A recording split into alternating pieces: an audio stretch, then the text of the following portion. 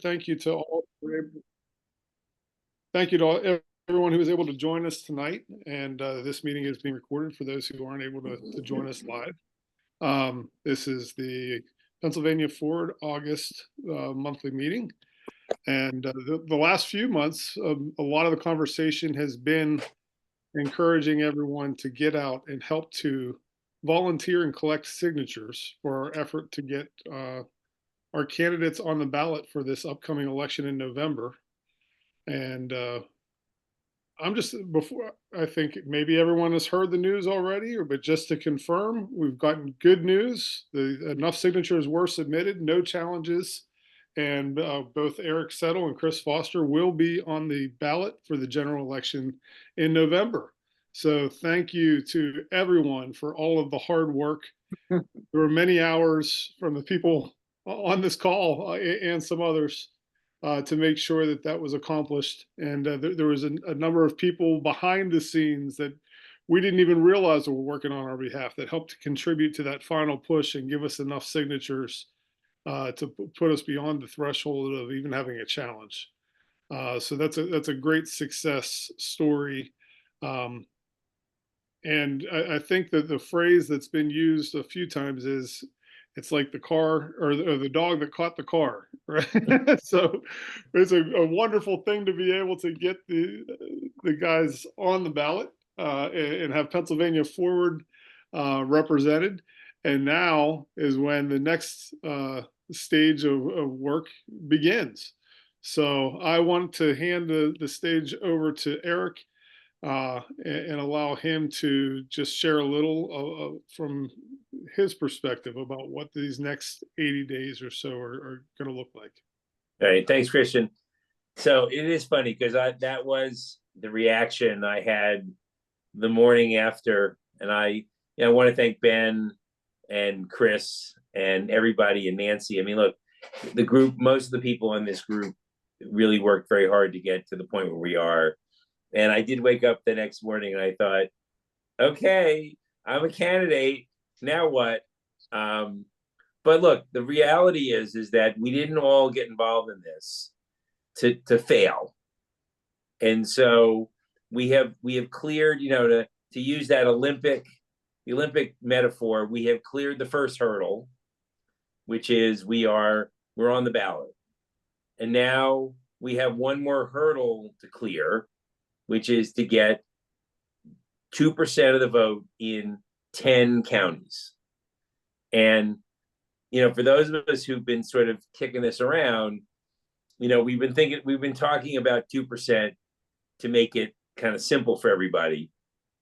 But the answer is, and I think, Ben, you've confirmed that the rule is we need 10% in 10 counties. So one of the things we've got to do very quickly is start to determine which of the counties where we have support. Obviously, a lot of support in the Southeast, and that's 5 counties. Some support in the West, Allegheny, and some other counties. But we've got to sort of figure out where everybody is. And for the group that's here tonight, obviously, if you're in a county that's outside the Southeast or the Pittsburgh area, we need you more than ever. And I think the answer, the next step really here is to recruit volunteers to help. And help, comes in various forms. Obviously the project that was before us for 4 months was the signature gathering.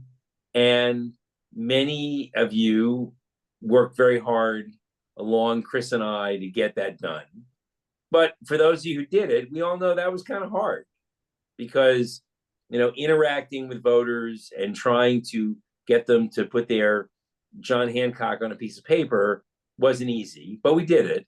And the fact that we did it so well that we had no challenge means that we're getting about, we're saving some significant campaign dollars that otherwise would have had to be dedicated to use, to lawyers. So that's in the end, we're on the ballot and we're on the ballot without a challenge, and that's great. And so really the question is how we need to recruit the next level of volunteers, and then we need to determine what makes people comfortable. What activity will people be willing to engage in? Obviously, the most important part of this is election day, which is having a presence on election day. But before that, we've got events that might be in the community where either I and Chris or volunteers can be to start to meet voters and have a more simple message, which is, hi, we're from the Forward Party. Wouldn't you like to elect an independent attorney general or an independent state treasurer? And in fact, I don't know, Ben, I know some of you've seen it, but Chris and I made a series of videos in Harrisburg a couple of weeks ago, which kind of makes that point. So that's the next step. And so what I would say, and again, I'm talking to the group that's here and maybe for the group that watches us later, is go to my website, Eric Settle, the number 4ag.com. Go to Chris's website. Chris isn't on the call tonight, but Chris's website is, what's Chris's website? Chris's website is Chris Foster for Treasurer, patreasurer.com. And on my website, there is a place to sign up to help. It's at info at ericsettleforag.com. And let's start creating a list of people who want to help. And then over the next few weeks, we can kind of determine what people want to do, where people are. And so we move forward towards election day and get people involved where they feel comfortable. So one of the things to go along with what Eric's saying there is finding our collaboration partners and inviting them to understand the full picture of what PA Forward is here to accomplish, which is to upgrade the electoral process in Pennsylvania and to help support the reforms that are necessary to make sure that these independent voices aren't lost. So for people who have connections to other civic organizations or other pro-democracy groups, if there's an opportunity with other candidates invited alongside or just an opportunity to speak and present, Eric and Chris want to be available to help make the case of what motivated them to run and what's at stake for us to be able to capture enough of the vote to create this path for future elections. Now, the truth is, both Eric and Chris, and particularly Eric, I'm going to pick on you because you're right here with us, but what a fine attorney general he would make in representing us and feeling that fairness was really being served and that the Commonwealth was being served. And we would love to push as many voters as possible to discover him and find him. And yet we still have that first goal that we need to attain is to make sure we don't squander the opportunity to get the party there for opening up future elections and making sure there's a voice for additional candidates in challenging the way that the elections are currently done. So if you have a membership in a civic organization, if they're going to have a meet the candidate night at the local fire hall, if you are part of another pro-democracy organization, if there's an opportunity where we might be able to get Eric and or Chris invited to speak and be part, whether it's an in-person meeting or a virtual meeting, we are asking you to make those connections and try to help get those invitations. That's a great help right now at this point. And making sure that people, when they walk into the voting booth in November, they've heard of Eric Settle and Chris Foster. And one of the things that we're going to play around with a little outside of this meeting, but even later on during this call, we've already started, some of us that are part of the inner connections here, is how can we have some fun with these last names that have other meaning and help to really get Settle and Foster ingrained in people's minds so that they're easy to remember. They look familiar when they go into the voting booth.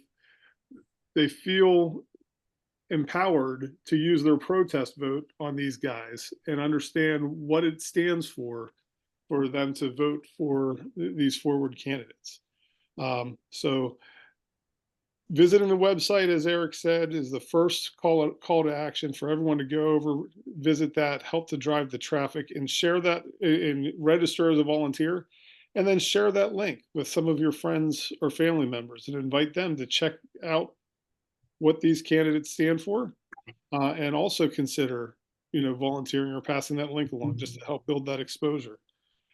Finding these different events in the communities where you live to help get these people, or get our candidates in front of people, and then consider what events you might be able to help. There's an opportunity to have a coffee or a cookout or some other event where you can get, if you live in an apartment building and there's a social hall, or if there's maybe in your neighborhood or somewhere else where you live, if there's an opportunity to create a gathering.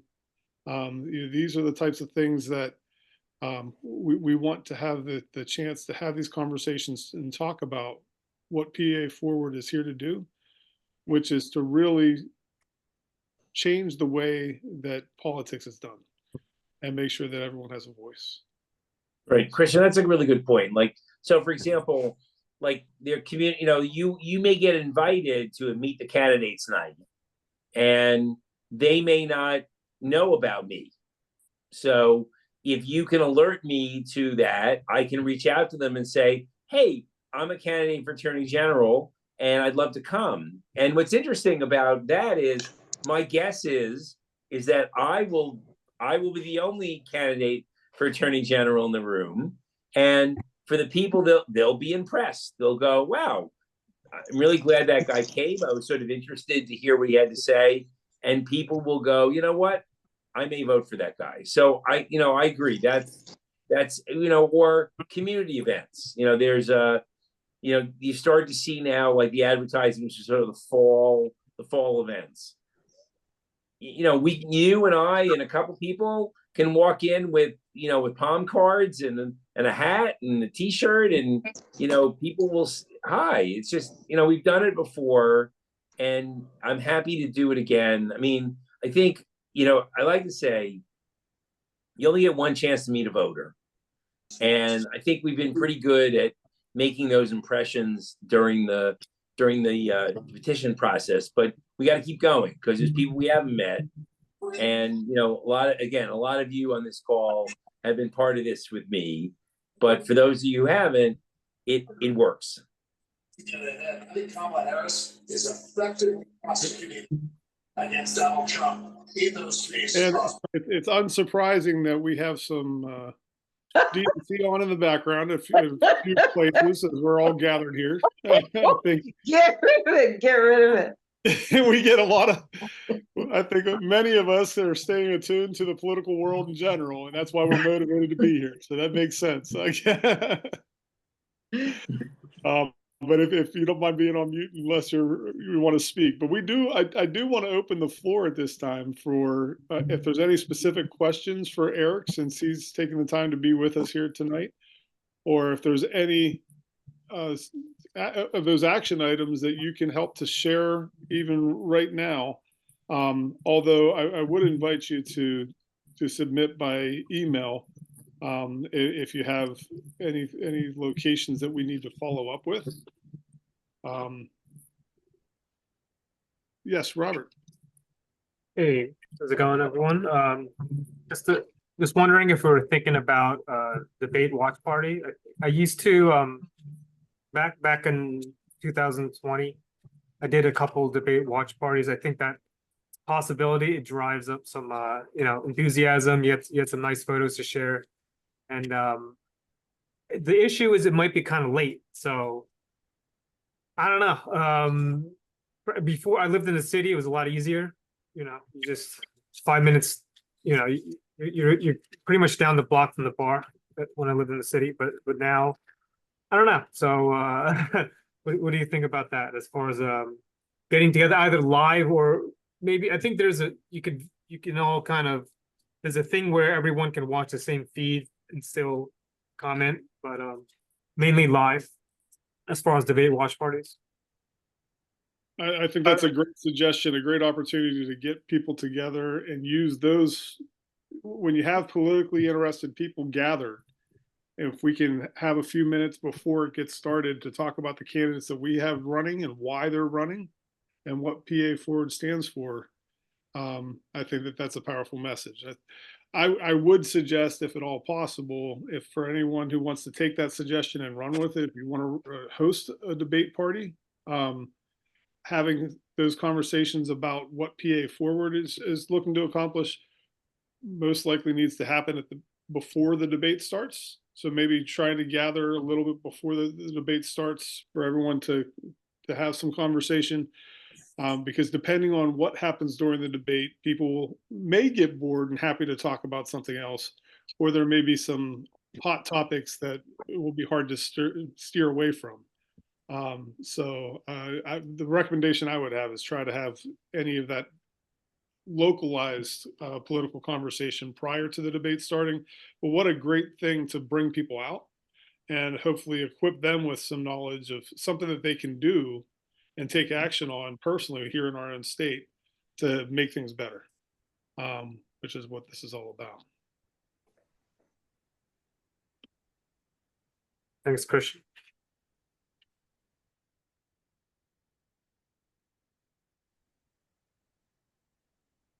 Kimberly, thank you for your comment. I see in the chat, helping to get to know the candidates better before inviting them into your own town.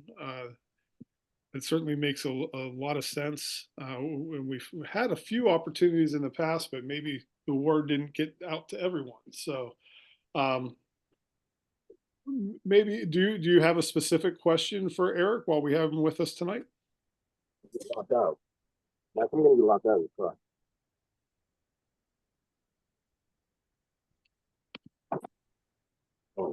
Eric, how about your little 2-minute introduction? When you meet a voter yourself, I know how I talked about you. Right. Since you're here, let's give you an opportunity to introduce yourself a bit and give Sure. your So history, what brought you here. we got a little crosstalk. So somebody's having a conversation while we're doing the same thing. So look, my background, I grew up in the Philadelphia area. Oh, that's Kimberly. I grew up in the Philadelphia area. Started my career at 2 major law firms in Philadelphia, Wolf Block and Fox Rothschild. Then I had an opportunity to become Deputy General Counsel to Governor Ridge. There I was in charge of 2 major areas, healthcare and environmental, that allowed me to pursue areas that I had an interest in and also some experience. So those are very important areas in state government. I left the governor's office and I went to work at Aetna, then Aetna US Healthcare. And shortly thereafter, I wanted to get back into public service. And I actually was going to run for Congress in what was then the 13th Congressional District, which was, for those of you who remember, Marjorie Margolis-Vinsky held that seat. And I started having conversations with local people, local leaders, including my wife, who was okay with me doing this. And one day I was at my son's, then 7-year-old son's soccer game, and I realized that if I ran for office then, I would be at everybody else's kid's soccer game but my own. So I made a decision that I would spend the next 20 years trying to save money, paying for college, paying for retirement. When the opportunity came, I would come into public service. And so I had the privilege of staying involved somewhat. I was always a Republican, but when Donald Trump took over the Republican Party, I felt uncomfortable, and frankly, I was unelectable. So I actually I helped Joe Biden when he was running for president against Donald Trump, and was part of Republicans for Biden. And then when Josh Shapiro was running, I was one of the founders of Republicans for Shapiro. And then as a result, I served on the governor's transition team. But I also had a time during that time to be a lobbyist for Autism Speaks, the puzzle piece people. And I led the effort for a major piece of legislation that got done, Act 62, that changed the lives of 20,000 Pennsylvanians on that day that Ed Rendell signed that law. And what's very satisfying about that is changed the lives of countless other children of Pennsylvania who now get services from their insurance companies to help treat their autism. And so for me, I have both been in the highest level of government and at the highest level of private sector. So I bring a unique set of skills to the Attorney General's office that neither of my major opponents have.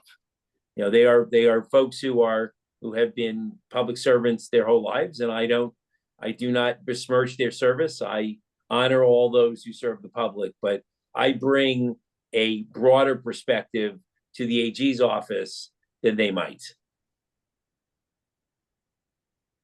Eric, can you hear me? I don't know if Yes. Can you hear me? I can hear you, Norma. Yep.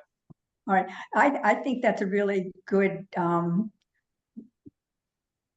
endorsement for you. And is it written down somewhere? You know, I mean, the answer is I could send you, the speech I used when I announced for AG. I could, write a couple paragraphs. I mean, I don't know if any of you guys have seen, my palm card. I can't. Anyway, it's anyway. I don't know if you guys have ever seen my material, but that kind of gives you. And we still have a bunch of these. And for those who want those, so they can sort of have conversations, just send me. Don't put it in the comment, or maybe Brian, you can send me the comments. Send me your address, and I can mail out some of those palm cards. I find that they're really helpful. It gives kind of a little bit of a bio on me and a little bit about, why me and why the Forward Party. So that's. I don't remember if your written material that I've seen, and I maybe didn't look at closely enough, conveys the same kind of thing that you just said to us verbally. Does it? It's more biographical. I mean, it's not. I mean, look, Norma, I can, if you want, I can write up a little. I can write what I just said to you guys and send it to Christian or send it to Brian, and so you guys have a little blurb about me. But I'm saying is the palm card. I'm sorry that my background is taking it out, but there it is. The palm card really does give a short bio of me. It's funny. If for those of you who are part of the signature campaign, only about 3 times did I hand someone my palm card and they read it and they said, "No, not voting for you."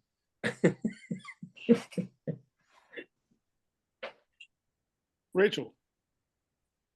Oh, Brian might have just posted. So I was thinking, I first heard your speech, I think the first time at the announcement in Philadelphia, and I'm sure there's a recording. I don't know the sound quality, but it is very moving when you speak, your own, when you speak on your own behalf. It's a great story. I agree. The palm cards are definitely helpful. As someone who did go out with signature gathering, people say, well, who is he? What, tell me something, and you can hand them and you can leave them. Aren't they published, or are they posted anywhere? I swear there was actually both sides, like on our Facebook page or something at one time. Perhaps we could, refresh that and post it again. So it's handy. Yeah, I mean, I can send. I mean, how you want to, Brian? What do you want? How you want? I'm just. Let me know how I can get you guys materials that I can get out to everybody. So if you don't, if you can send it even by email, that we could print out, or that we can pass along to other people. Right. Let me know. I mean, I can. Let me know how I can. I'm not quite a Luddite, but let me know how I can be helpful and I can get that information. And Rachel, I have my, I can send you the speech, that I gave that day. I wrote it down. I did write it down that day because I had to give it. So I appreciate that. And that, that's the short version. That's the stand up in front of a group of people speech. And as Christian said, is we can find some places for me to do that live. I'm in. We got 80 days to go. I don't, for those of you who know the story, I quit my job to do this, so I don't have another job. So right now, my job is to help this party get the number of votes they need to establish themselves. And then I hope get to you ride, get hired and then I by- get to ride off into the distance. I hope you get hired by the state so that you'll have some income. Yeah.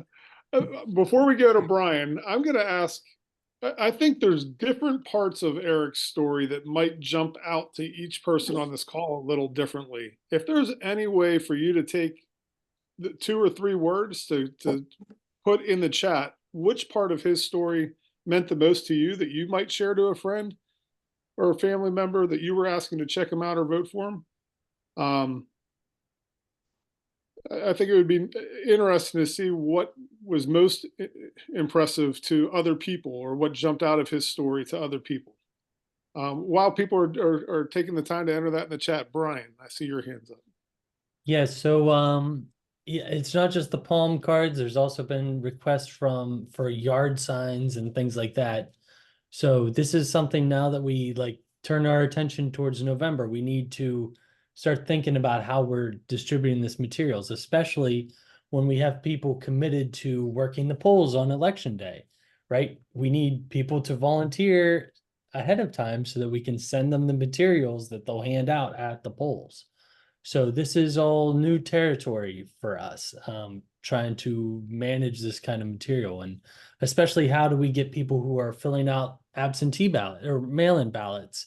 They're going to be looking through their ballot, and a lot of people Google the candidates, as they're filling out the ballot. So it's important that there's a presence. Eric and Chris both have really nice websites, but also sharing stuff on social media is helpful. So as we get closer, Eric and Chris will be sharing about themselves. We'll promote it on the Pennsylvania Forward social media, but you all can do a lot of good by sharing those kinds of things in your circles so that people get familiar with the names as they're filling out their ballots.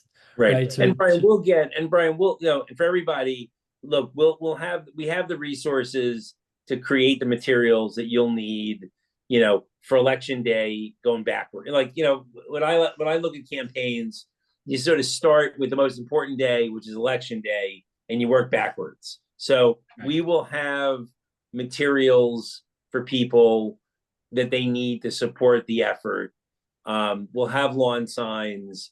We'll have, either the palm card we have now, or, we'll update the palm card. I joke that the only change in the palm card is that my son, who was a PhD candidate at the beginning of this process, now has his PhD. So, Congratulations. Thank you. So I have to or we can take a little pencil and we just cross out candidate. Anyway, the point is that we will have the stuff we need, and we're working right now on ordering some new materials to get to you. So don't worry about having the collateral material you need. That we'll have. It's really more making the commitment to be part of this effort, and maybe trying to find some more people who we can get engaged in the effort.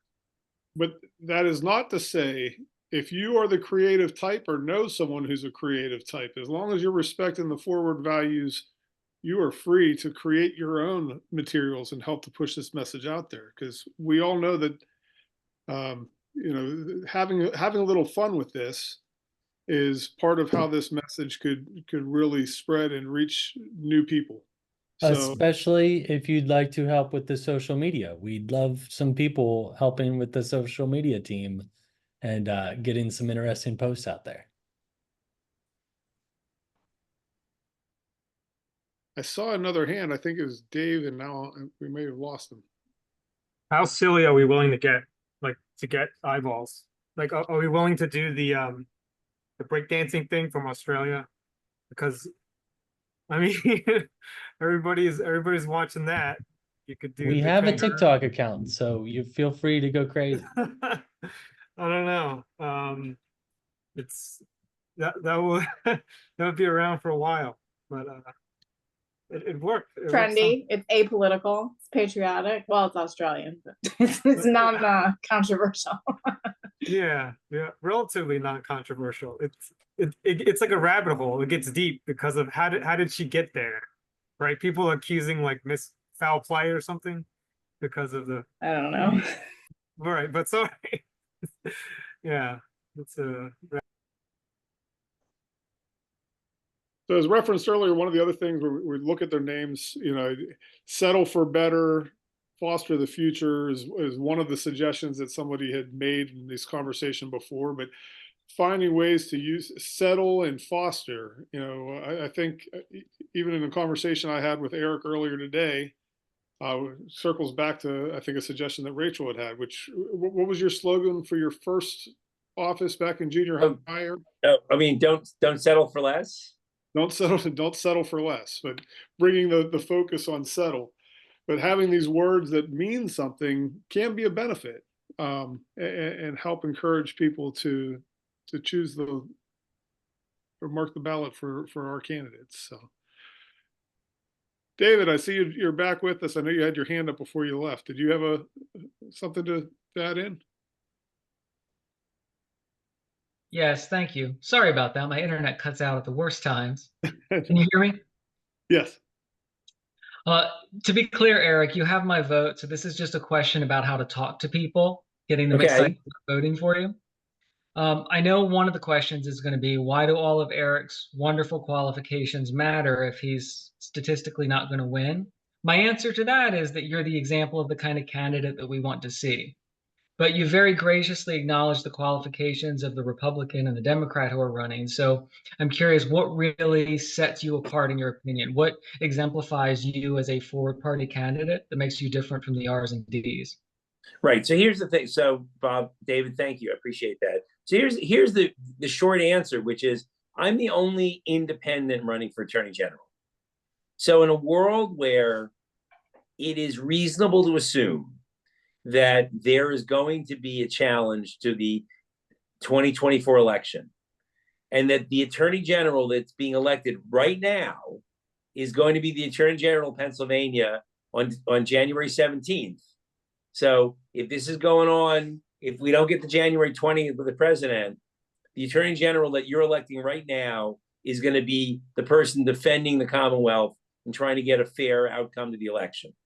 So that's the big difference between the three of us. I mean, one is I'm the only the only independent, and the second part is I'm the only one running that has both government experience and private sector experience.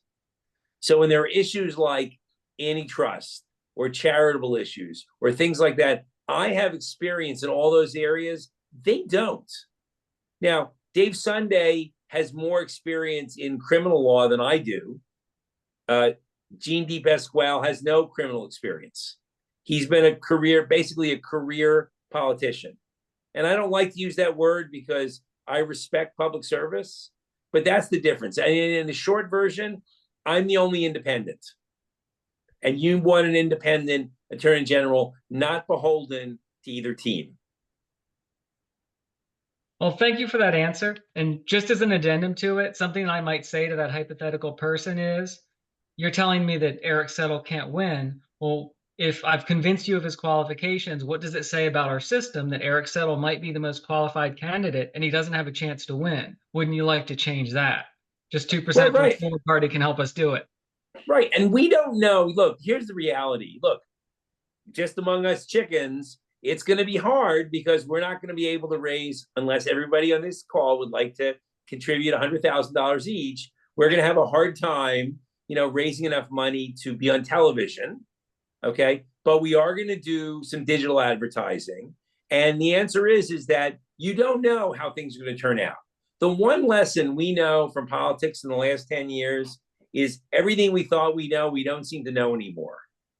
So that's the answer. And the other part is, this is the opportunity after you're done with the presidential election, after you're done with the Senate race, to say, you know what, I'm going to send a message that we need better choices. And that person's the best choice. And I'm going to send that message. And look, if we get, 10% of the vote, it's going to send a big message. Well, thank you for your time. You're welcome. And thank you for your interest.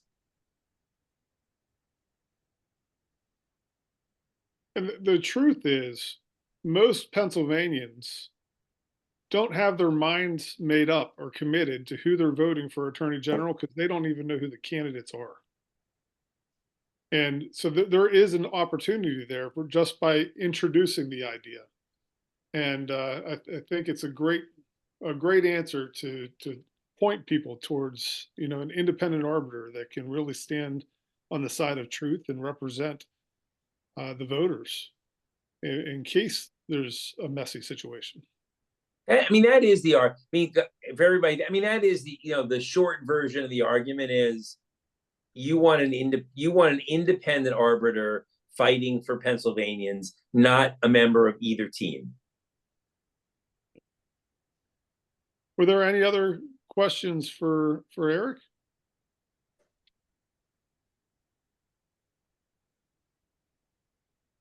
I do. Yes, Nancy. Hi, so Eric, do you have any speaking engagements coming up or, activities that you've got planned that you could use our help with? Your name is Nancy again? Is that your name?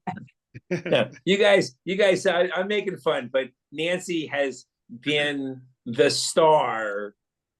I love you and thank you for all you've done. I love It's you amazing. too. Yeah. You're So you're the answer is I don't have right now, I don't have, here's what I know. I know that the committee of 70 is going to do a candidate forum and we're in for that. I don't have right now, we don't have any events on the schedule at the moment. I'm working on trying to put together a couple of fundraisers, one in the suburbs, one in the city. But I don't have right now, my schedule is pretty open. So, if there's places to be, I'm happy to be there. So it's hard to create, as I've said to all of you along the way, it's like you can't magically make this stuff happen. But we're working hard. And look, it's hard. I spent a lot of time this week reaching out to local media. I had, one interview with one of the magazines. So we're making that progress. But the answer is I don't have a lot, right now. I know that some of these forums will be coming on the schedule soon, but I'm ready to go wherever we need to go. Keith. Hi, yeah, thank you very much. I have a question for Eric. When we're talking to potential voters, what's a response that can get someone excited about why we need an independent attorney general? Okay, so why does that matter? No. So Keith, thanks for the question. Cool shirt, by the way. Thank you. I mean, I think here's the argument. The argument is that we live in a much more partisan world, and that particularly in the AG world, they really do line up on their teams. There's a Democratic Attorney General Association. There's a Republican Attorney General Association that drive the agendas. They basically tell those guys, this is what we need you to do as Republican or Democratic Attorney Generals. What I think hooks for most people is what I was saying is that this Attorney General, the one you're going to elect right now, is going to may very well be in the middle of a fight over Pennsylvania's electoral votes, which we all know is going to be likely to be the votes that throw the election to Kamala Harris or Donald Trump. And wouldn't it be better if you had someone who was not beholden to either team, either Democrat or Republican, to be the person defending the Commonwealth to get the right outcome, the fair outcome? And I think that's the hook for this year. But in general, the hook is you really want an attorney general who looks at the law and says, what's right for Pennsylvania? Not what's right for Pennsylvania Republicans or Pennsylvania Democrats. So just as an example, so let's assume that Kamala Harris is the president. So she issues some new regulations.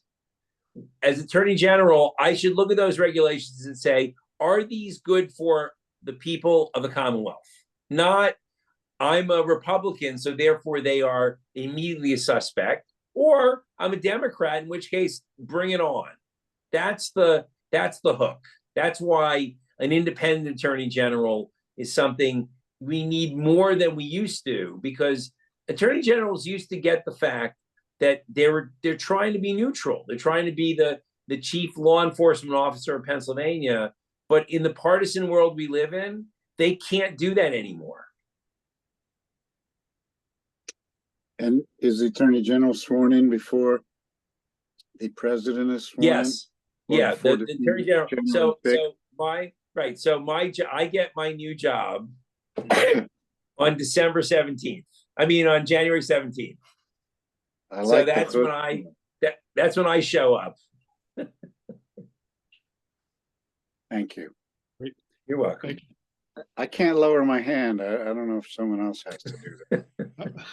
So ignore I think you me. hit it again, it comes down. Hit it a second time. There it goes. Thanks. Rachel.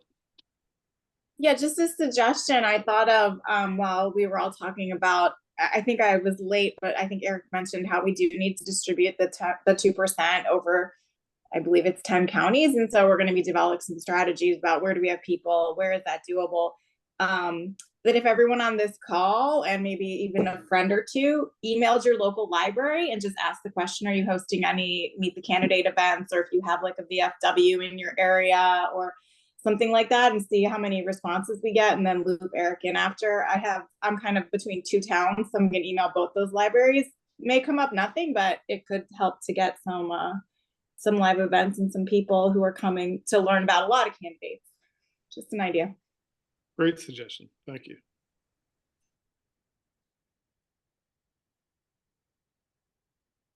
Any other questions?